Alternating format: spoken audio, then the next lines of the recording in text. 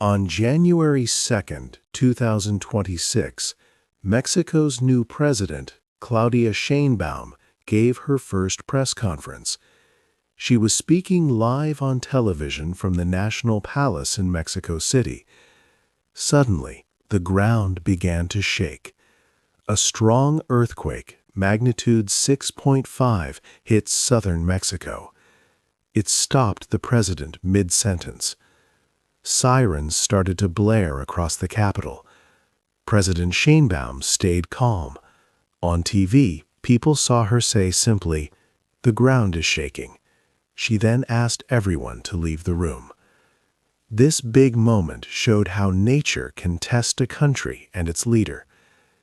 The earthquake started near a place called the Guerrero Seismic Gap. Scientists know this area.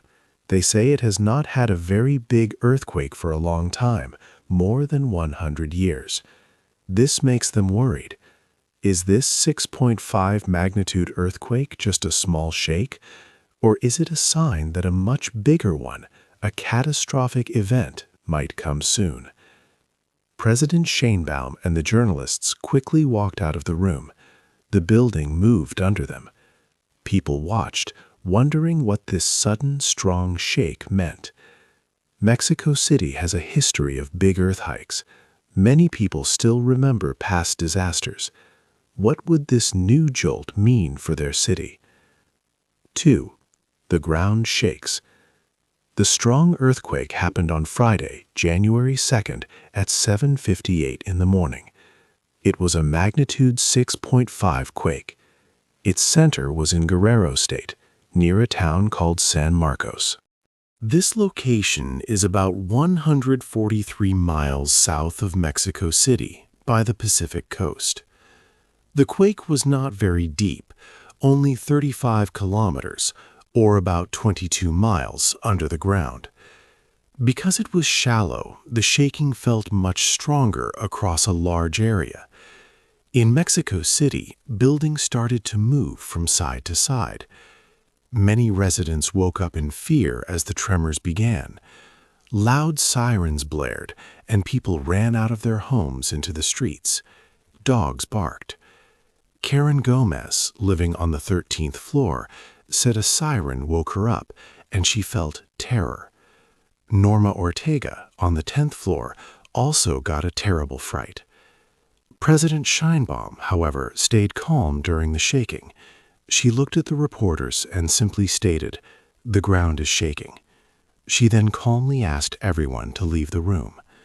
Her steady reaction was a clear contrast to the panic felt by many ordinary citizens. After the ground stopped shaking, a new kind of trouble began. The emergency sirens stopped, but questions quickly arose. Over 500 smaller aftershocks followed, keeping people worried. Initial reports of damage and hurt people started to trickle in. Officials and social media shared information. A hospital in Chilpancingo had major damage. Landslides cut off roads near Acapulco. In Mexico City, some ceiling panels fell in a hospital parking lot. But the full story was not yet known. The urgent question remained: how bad was the earthquake really? The earthquake left its mark on people and buildings. 2 people tragically lost their lives. Near the center of the earthquake, in a small town in Guerrero State, a 50-year-old woman died. Her home collapsed because of the strong shaking. In Mexico City, a 60-year-old man also died. He fell from his second-floor apartment while trying to get to safety during the evacuation. These 2 deaths showed the earthquake's immediate human cost. More than 10 other people in Mexico City also suffered injuries during the event. Beyond these sad losses, the quake caused damage in several places. In Chilpancingo, which is the capital of Guerrero State, a hospital was badly damaged. This meant many patients had to leave the building quickly. The roads around Acapulco and in other parts of Guerrero State also had problems. Landslides blocked these roads, making it hard for help to reach people. Some towns on the Pacific coast could not talk to anyone because phone lines stopped working. Even in Mexico City, there was some structural damage. For example, ceiling panels fell in a parking lot at Hospital La Raza, though luckily no one was hurt there. Across the capital, many residents and even tourists rushed out into the streets as buildings moved and swayed. They felt fear and worry as the ground shook. One person who felt the earthquake strongly was Dr. Jose Raimundo Diaz Taboada. He is a doctor and a human rights worker. He lives near Acapulco, close to where the earthquake started. He heard a strong rumbling noise, and then all the dogs in his neighborhood began barking loudly. At that same moment, the earthquake alarm went off on his phone, and then the strong shaking began. After the shaking, Dr. Taboada had a big worry. He tried to call his friends who live in a remote area along the Costa Chica, a part of the coast southeast of Acapulco, but he could not reach them because their communications were cut. This left a question in his mind. Were his friends safe in that far-off place? The U.S. Geological Survey, a government science group, gave a yellow alert. This meant that some deaths from the shaking were possible. However, the report also said that the damage was mostly in a small, localized area. They expected the total economic losses to be less than $10 million. This was a low amount for such a powerful earthquake. It made many people wonder. Mexico is a country where earthquakes happen often, and many parts are very vulnerable. Why was the number of deaths and major injuries not much higher this time? The warning system. Mexico has a special system to warn people about earthquakes. It is called SASMEX. This system was the hero on January 2, saving many lives. When the quake began, SASMEX quickly sent a warning. It alerted Mexico City about 40 seconds before the strongest shaking arrived. This gave millions of people vital time to move to safety, away from buildings. SASMEX uses many sensors. These devices are spread across southern Mexico, along the coast. When the sensors feel the first small tremors, the system quickly calculates the earthquake's strength. If it is strong enough, an alert is sent. This alert travels very fast, much faster than earthquake waves. So people in cities far from the quake's start, like Mexico City, get a warning before the big shakes. The warnings reach people in many ways. Loud sirens blare in the streets. Radio and television stations broadcast the alert. Special phone applications also send messages. Many public schools and homes in Mexico City have dedicated receivers for these important warnings. On January 2, SASMEX worked perfectly. Officials said it helped stop panic and reduced possible injuries. This was different from the earthquake on September 19, 2017. Then, the warning came too late for many, often after the shaking had already begun. So SASMEX did its job well, helping to keep the number of deaths and injuries low.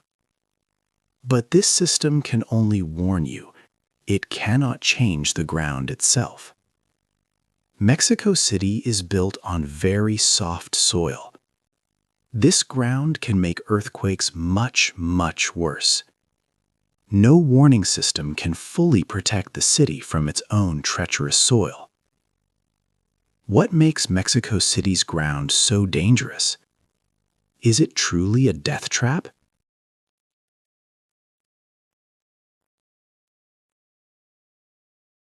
A dangerous place. Mexico is a country that faces many earthquakes. It sits on top of 5 large pieces of the Earth's crust, called tectonic plates. One of these, the Cocos Plate, is constantly pushing underneath the North American Plate. This process is called subduction. This deep movement creates a lot of stress and energy, which then causes many earthquakes in the region. But Mexico City has a special and serious problem. The city was built long ago on what was once a big lake. Over many centuries, the lake was drained. Now, much of Mexico City stands on this old lake bed. The ground here is not hard rock. It is very soft, like clay or wet mud. This type of soil is very dangerous during an earthquake. When an earthquake happens, the seismic waves travel through the ground. When these waves reach Mexico City's soft lakebed soil, something strange happens. The soft soil acts like gelatin or jelly. It makes the earthquake shaking much stronger. It also makes the shaking last for a much longer time. This effect means that buildings in Mexico City shake harder and for longer than buildings in other places built on solid rock, even if those places are closer to the earthquake. There is also a place near the coast called the Guerrero Seismic Gap. This area is a part of the Earth's tectonic plates that has not had a very large earthquake for over 100 years. The last big one was in 1911. Scientists know that a lot of energy is building up in this gap. They are worried about what will happen next. Some scientists think that this stored energy will cause a huge, catastrophic earthquake soon. This could be much bigger than the last one. However, other scientists have a different idea. They believe that the Guerrero Gap might release its energy in a different way. They talk about slow slip events. These are very slow, quiet movements of the Earth that we cannot feel.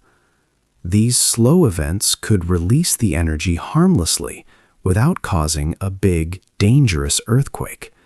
But this is not certain. This disagreement among scientists creates a lot of worry and tension. Nobody knows for sure what the future holds for this dangerous area.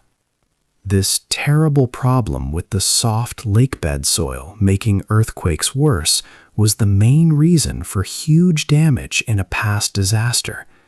It explains why a terrible earthquake caused so much destruction in Mexico City many years ago. 6. Old earthquakes. Mexico has learned many hard lessons from past earthquakes. These events changed how the country gets ready for future shocks. 2 earthquakes especially stand out, showing its path to better preparedness. The first big one was on September 19, 1985. It was a very strong earthquake, magnitude 8.1. The ground shook far from Mexico City, near the coast of Michoacán. But the shaking in Mexico City was terrible. About 10,000 people died, and many buildings fell down. This disaster showed that the government was not ready. There were no good plans to help people. This led Mexico to create its Seismic Alert System, SASMEX, and to make building rules much stricter. Then, exactly 32 years later, on September 19, 2017, another strong earthquake hit. This one was magnitude 7.1. It happened during a citywide drill to remember the 1985 quake, a cruel twist of fate. This time, the earthquake was closer to Mexico City, about 120 kilometers away. Because it was so close, the warning system did not give much time for people to prepare. About 370 people died, most of them in the capital. This earthquake showed that even with SASMEX, new problems could appear, and some buildings were vulnerable to closer quakes. Mexico needed to keep learning. These two big earthquakes are like ghosts in Mexico's history. They remind people of the great power of nature and how quickly life can change. They have taught Mexico that it must always be ready. People now regularly practice what to do when the ground shakes. They know that earthquakes are a part of life in this region. Now, Mexico has a new leader, President Claudia Sheinbaum. She is a world-class scientist with a PhD in energy engineering. She has a deep understanding of how the world works, including the science behind earthquakes. Her way of thinking is based on facts and data, not just old ways. How will her scientific mind change how Mexico prepares for the inevitable future shocks? This is an important question for the country's safety and future. 7. A leader's test. President Claudia Sheinbaum is a unique leader for Mexico. Many people know her as La Doctora because she has a PhD and a strong science background. She was born in Mexico City in 1962. Her parents were both professors, so she grew up in a very academic family. She studied physics at university. Later, she earned her master's and PhD in energy engineering from a well-known university. She also worked as a researcher. In 2007, she even contributed to the work of a group called the Intergovernmental Panel on Climate Change, IPCC. This group later won the Nobel Peace Prize for their work on climate change. Her deep scientific knowledge and experience truly shape her leadership style as president. During the recent 6.5 magnitude earthquake, President Sheinbaum showed her calm and analytical nature. This moment was seen live on national television. When the ground began to shake beneath her, she did not panic. Instead, she calmly noted, "The ground is shaking." She then quickly asked everyone, including journalists, to leave the room in an orderly way. This was not just her personal calm. It was also a professional reaction, showing how her scientific training helps her during emergencies. She used facts and clear thinking to manage a difficult and sudden event. As mayor of Mexico City from 2018 to 2023, she faced another big challenge, the COVID-19 pandemic. During that time, the federal government under President Andrés Manuel López Obrador sometimes played down the need for extensive testing. However, Mayor Sheinbaum made sure Mexico City greatly increased its testing capacity. She always followed scientific advice and evidence to make decisions for the city. This showed her clear and distinct leadership style, always using data and expert knowledge to protect people. The 6.5 magnitude earthquake in January was a test for President Sheinbaum and Mexico's emergency systems. They passed this test well. The seismic alert system worked as planned, giving people precious seconds to react. But the science President Sheinbaum understands so well also carries a very serious warning. Seismologists have studied the Guerrero seismic gap. They warn that this area could produce a much larger earthquake in the future. Such an event might create ground movement in Mexico City that is 3 times stronger than the terrible 1985 disaster. This raises a frightening question for everyone. Is anyone truly prepared for something that powerful? 2 years later, on January 2nd, the earthquake was a test for elite leadership and Mexico's emergency systems. They passed this test well. The seismic alert system worked as planned, giving people precious seconds to react. But the science President Sheinbaum understands so well also carries a very serious warning. Seismologists have studied the Guerrero seismic gap. They warn that this area could produce a much larger earthquake in the future. Such an event might create ground movement in Mexico City that is 3 times stronger than the terrible 1985 disaster. This raises a frightening question for everyone. Is anyone truly prepared for something that powerful? 8. The next big one. The 6.5 magnitude earthquake on January 2nd gave Mexico an important lesson. It was like a big practice drill for the country. The nation learned valuable things about how ready it is for natural disasters. The seismic alert system, SASMEX, worked very well. It gave about 40 seconds of warning before the strongest shaking reached Mexico City. This crucial time allowed millions to find safety, evacuating schools and offices. President Sheinbaum herself stayed calm during her press conference, showing a good example. Her government worked together well, showing a strong and coordinated response.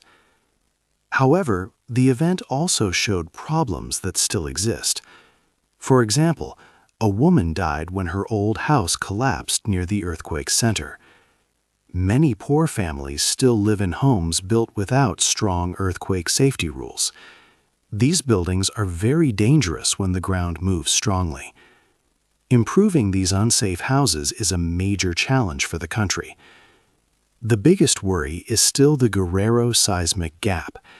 This area has not had a very large earthquake since 1911. Scientists know a lot of energy is building up there. They cannot say if this energy will release slowly over time or in one massive earthquake. This uncertainty keeps many people worried about the next big one. Under President Sheinbaum's scientific leadership, Mexico is better prepared for earthquakes than ever before. Her calm, data-driven approach helps to improve readiness. However, the true test is still to come. A very powerful earthquake, perhaps much stronger than anything seen before, will hit Mexico one day. It is not a matter of if it will happen, but when. Mexico must keep preparing for that moment. If an earthquake warning sounded where you live right now, would you know exactly what to do? Hey there! Just a second before you go. If you learned something new today, please give this video a like, write your thoughts in the comments, and subscribe to the channel. It only takes a second, and it really, really helps to create even better English videos for you. Your support means the world. Thank you.